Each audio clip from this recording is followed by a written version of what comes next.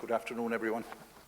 I must admit, before I get into the body of what I might wish to say today, but you can always rewrite your story. My early exposure in UCG was to Gaelic games, and I was very fortunate enough to play on an extraordinary team back in the 70s with the likes of Joe McDonough, who I remember today, Joe Connolly and the likes of Conor Hayes and Pat Fleury. But sometimes we lose our way. And I went on to Dublin in my army career, and I ended up playing rugby and came to it at a very late stage. And I thankfully came back to Cork, where I'm from, and continued my sporting career. But the strange thing was that the people of the GAA never forgave me for leaving the association. But a number of years ago, I went back for a reunion, and I was forgiven. I was inducted back into the association, and all of my transgressions, all of my sins, all of my losing my way was forgiven. And isn't that wonderful that you can make mistakes, or so-called mistakes, according to other people, and then we can rectify them afterwards. Thank you very much. Acting President, distinguished members of the university, families and friends of today's graduates, and most especially you, the graduates of 2016, the rightful centre of attention today. I am truly honoured to be with you as you graduate from this wonderful place of learning, and as you celebrate your notable achievement, and you need to celebrate as well, as was mentioned by John earlier. When I was asked to speak today, I said yes, and then it started. That sense of unease, that gnawing, familiar feeling that it might not be good enough. That you might not think it good enough. The internal critic was at his unnecessary work. The internal critic was predicting a future that might or might not come to pass. And then I set about my work as usual, start putting the speech together, make a plan. As you know, I'm good at plans because I was in the army for 23 years, learned a bit about planning. Oh, remember to tell them that setting smart goals is so important. And while also they are of immense value, they're not the full story. Tell them about the profound paradox at the heart of our goal setting. As we know, and we see the evidence about us, life does not turn out the way we plan it. Stuff happens, and that's okay too. In the process, remember to ask Seamus how long the speech should be. 15 to 20 minutes, he said. Oh, better bump it up a little, add a bit more to the introduction, a few more inspiring quotations, maybe a bit more to the conclusion. That'll do it, won't it?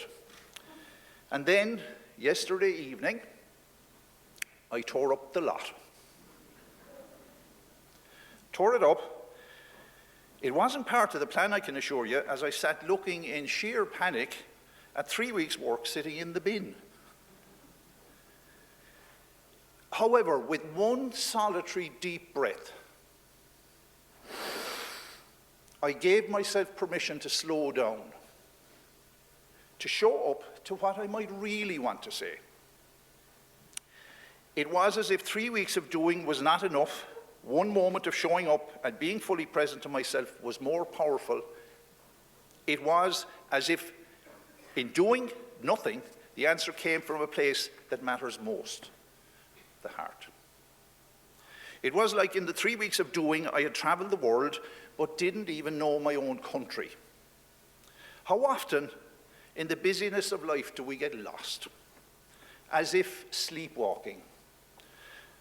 I was very fortunate last year to be invited to write a book. The title of the book was Mindful Walking, but it really should have been entitled Waking Up. I could tell you that it is essentially an exploration of physical and mental well-being and the balance needed for a life that flourishes with energy and vitality, but I won't. I could tell you that I drew on the current scientific evidence of positive psychology, coaching psychology, contemplative neuroscience, but I won't. What I will share with you today is just a story, a simple story. On the 30th of May 2015, around the time that the book was published, my wife dropped me to Mizzen Head and left me alone to start my journey. As you might imagine, having trained as a psychologist, I'm interested in how the mind works. However, at 60 years of age, and I can assure you that it is never too late, I wanted to challenge myself and my own ability to deal with uncertainty and an uncertain way ahead. I deliberately didn't make any plan as to where I would stay each night on my journey. My only clearly stated intention was to slow down, show up, and notice what was going on around me. And doing that with a particular attitude of curiosity and non-judgment. On my first day, I arrived wet to the skin in Durris, having left the Mizzen Head at 10:30 that morning, and I didn't have anywhere to stay. I met two strangers, told them my story, and they took me into their house and they fed me. I noted in my diary that night, a journey begins with the first step. My diary of the following morning records that I definitely have a body. God, did I have a body. And it is not impressed with me. I could hardly walk. I was that stiff the following morning. I took the next step and reached Cailkill that evening with nowhere to stay. I reached out to some people I met and they pointed me in the direction of the Future Forest Nursery, which may be familiar to some of you from Cailkill or thereabouts. Louise, who came to this country over 40 years ago, offered me a small caravan to sleep in. Kira gave me some eggs to cook. I was in absolute heaven. The following morning, a stranger pulled up in an Ford Escort 900 weight van. I told him my story, he told me his. I did notice a sense that in my own thinking I was jumping to conclusions and putting him in a box, different to me. I was also very surprised, I can assure you, to see a fully grown deer sitting in the back of his van. It was dead. Roadkill, which I was informed, would fill his freezer for the summer. He was so happy. I could not help but take the next painful steps that day with a really lighter touch. Just a sense of lightness. That didn't last too long, I can tell you. The walk from Cailkill across to Ballyvourney was absolutely horrendous. Worn down with a load much too heavy to carry, I arrived in Ballyvourney to be taken in by Michael and Mary Creedon, owners of the Abbey Hotel. That night I took everything out of my rucksack and lightened up. I got rid of the lightweight tent, the sleeping bag, the skip mat. I got rid of the cooker and 2 days' food I was carrying. I did lighten up. As I lay in bed that night, I reflected on how fearful, anxious, insecure, and uncertain I really was. In my need to be more certain, in my need not to be found out, in my need to control, in my need not to fail, I was sowing the seeds of my ultimate failure. Where did I think I was? The Kalahari Desert, with all of the stuff that I was carrying. I was only walking through my own country, where there is a house every 200 meters and food around every corner, if you walk on. My Stone Age reptilian brain of fear was winning the battle. As I recorded in my diary that evening, I have lightened up, but maybe not enough. Maybe not enough. The next day over Mulluckanish was lighter, but still a struggle. It wasn't so much that I felt weak, but not strong enough. I walked on. The same simple pattern of experience unfolded over the coming days. A simple intention and commitment each morning to show up, slow down, and notice more about what was really going on in my world. That was not what was going on in my head, what was going on in my world. My journey over the coming days took me to places I rarely, if ever, visited. Lismire, Newmarket, Johnsbridge. I met a man in a pub in Churchtown whose 23-year-old son was at home and couldn't get out of bed. He told me his story. I was sad. I noted in my diary that the worst time of the day on this trip is the morning. You don't really want to leave the comfort of the known. There is anticipation, of course, and uncertainty about the way ahead, but when you move and take one step, you are off and on your way. The other choice was to stay in bed that day. I met Fergal Kinane in Upper Church that evening. His tea was like no other tea I have ever tasted in this world. How I savoured and appreciated it. It was now day 12. I was beginning to get the measure of the challenge. Maybe this isn't as madly insane as I think it is. I might even get to my destination. I was still following the Bear of Breffni way, that famous march by O'Sullivan Bear after the Battle of Kinsale, as he made his way to the safety of County Leitrim and the O'Rourke stronghold. I thought of others who had walked this way in more difficult times. I was grateful. Fiachra stopped on the road to inquire about my well-being. He left only to return a few miles further on with a bottle of water and some chocolate. I cried again. And so it went, each day, sometimes travelling alone, sometimes with a new companion, taking time to stand and stare. Ballygar, Ballymoe, Ballintubber, Craigs, Glinsk. I will not forget the two East Galway men who I stopped to talk to as they rebuilt a damaged stone wall. I wonder, will anyone ever remember who built the wall, one of them said. I will. I will never forget those two philosophers as they made my steps lighter for the rest of the day. None of them had a university qualification. And onwards, Clonloo, Knockvicar, Drumshanbo, on the journey to wherever we might wish to get to, we can make things so complicated. We can be so attached to the way we believe things should be. The journey can become so heavy and draining that we may even lose hope, when all the time, the simple magic and sheer beauty of it all is in front of our noses, if we are prepared to slow down, show up, and notice. I was never in Monasterarden before day 16. On day 17, as Seamus has already let out of the bag, I arrived into Black Lion, and fearful thoughts again held me in their grip. I was beginning to predict the future negatively. I will definitely have to sleep on the side of the road tonight. Until my good friend of 40 years, Liam Murphy, a classmate of mine in the cadet class of 1973, rang me to tell me that Nevin Maguire would give me a bed for the night and feed me. Do you realise, he said, how long the waiting list is for this restaurant? It's actually 9 months. Nevin took me in that night on the basis that no one had ever walked for 17 days to get to his restaurant.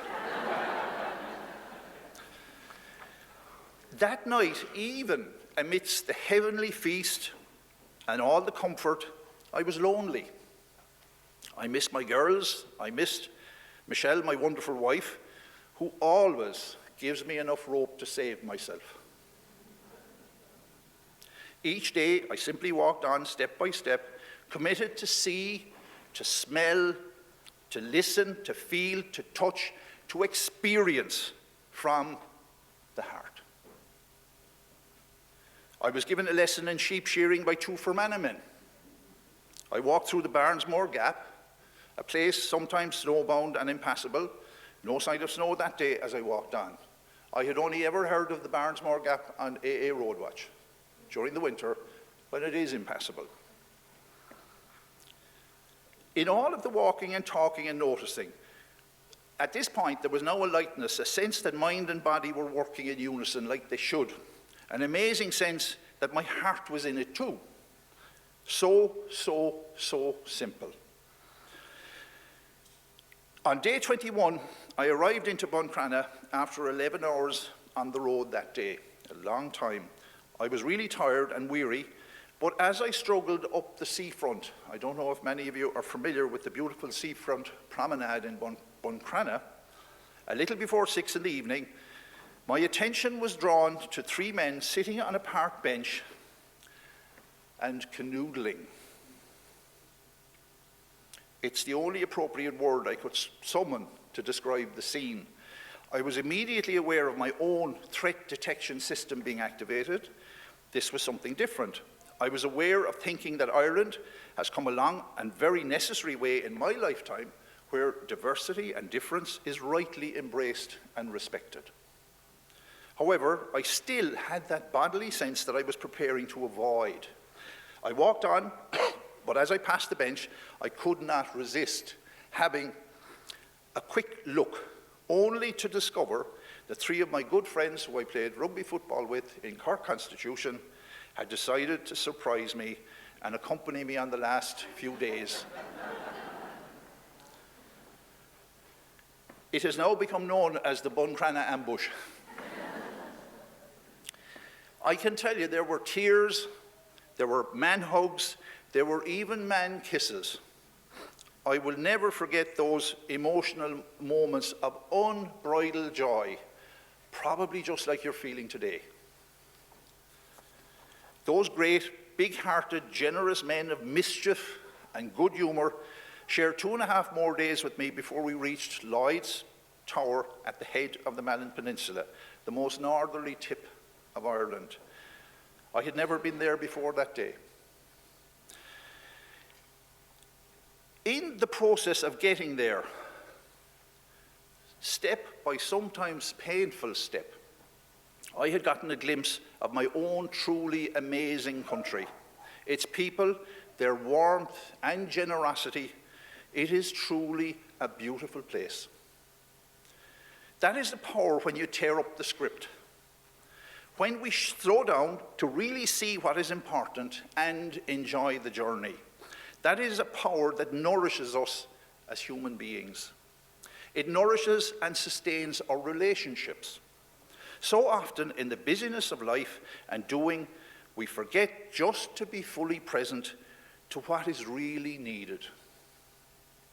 Today, remember that you are always and also adding to your experience step by step. But as St. Bernard of Clairvaux said once, more things are learnt in the woods than from books. Trees and rocks will teach you things not to be heard elsewhere. You will see for yourselves that honey may be gathered from stones and oil from the hardest rocks. May your journey and may the honey and oil of your life be gathered from the trees and the stones and the rocks you encounter on your continuing journey. Show up, slow down, and pay greater attention in your life, in your family, in your relationships. Your heart will surely beat with less judgment and greater understanding and compassion. When we, the people of this country, look to the left of us and to the right of us at this time, then perhaps it is time to truly wake up. I do so wish you all well in your futures, and I do so wish that you go mindfully. Thank you.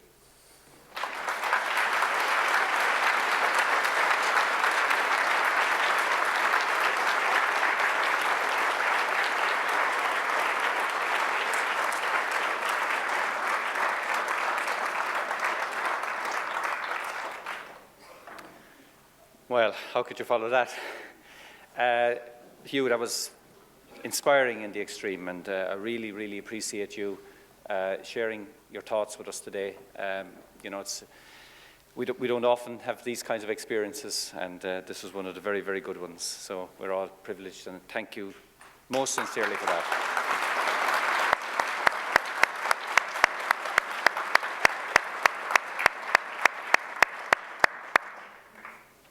I'd now like to call on my colleague, Aidan Creedon, to make a small presentation to Hugh in appreciation of his talk today.